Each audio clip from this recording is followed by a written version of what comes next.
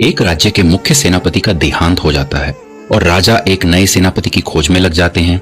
महीनों भर चली अनेक प्रतियोगिताओं और चुनावों के पश्चात राजा अंतिम 2 प्रतियोगियों को चुनते हैं। अंतिम चुनौती से पहले राजा अपने दरबार में एक दावत रखते हैं।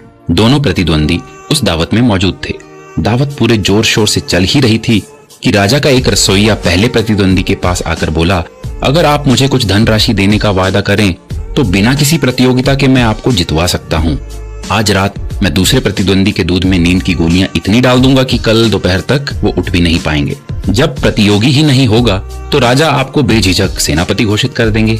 ये सुनकर पहला प्रतियोगी दंग रह गया और रसोइये से कहा, देखो मित्र, सेनापति का यह पद इस राज्य के लिए बहुत महत्वपूर्ण है और इस पद पर सही योग्यकार ही चुना जाना चाहिए। अगर मैं इस पद के योग्य हूँ तो मैं इसे अपनी योग्यता के बल पर जीतना चाहूंगा, ना कि किसी आसान तरीके से। वादा करो कि तुम मेरे प्रतिद्वंदी को कोई नुकसान नहीं पहुंचाओगे। रसोइया पहली प्रतियोगी की बात मानकर वहां से चला तो गया, मगर दूसरे प्रतियोगी के पास जाकर उसने यही प्रस्ताव रखा, जिसे दूसरे प्रतियोगी ने स्वीकार कर लिया।